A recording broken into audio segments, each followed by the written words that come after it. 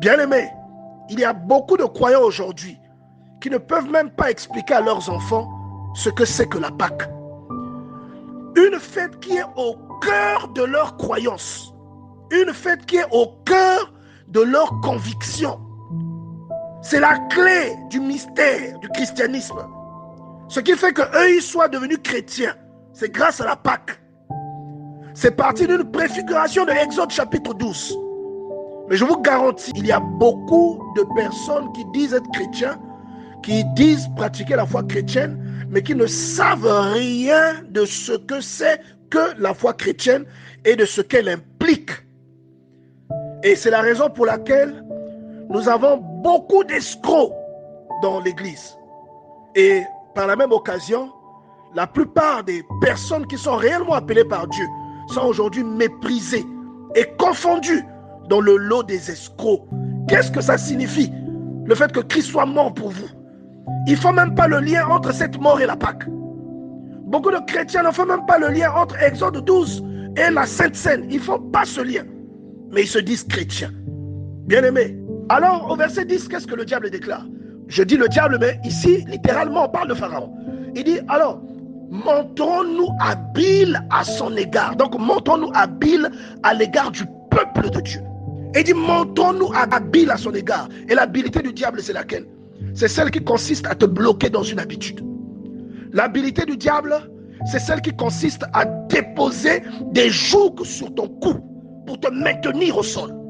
L'habileté du diable, c'est celle de te prendre au piège de l'immoralité, duquel tu as du mal à sortir. L'habileté du diable, c'est celle de déposer sur toi des charges qui t'empêchent d'être libre. Il te vole ton temps pour que tu n'aies jamais du temps pour Dieu. Quand il est péchant qu'il ne s'accroisse, il va tout faire pour que tu ne saches jamais qui tu es. Tu sais que tu t'appelles un tel, tu as le nom de ton père et puis tu as un prénom, né d'un tel et d'un tel, mais en réalité tu ne sais pas qui tu es. Voilà pourquoi vous voyez des chrétiens qui ne savent même pas ce que c'est que la Pâque.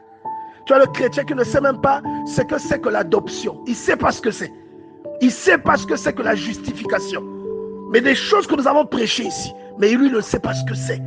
Il ne sait pas ce que c'est, bien aimé. Il faut que quelqu'un vienne servir de pont pour que tu rencontres le Sauveur.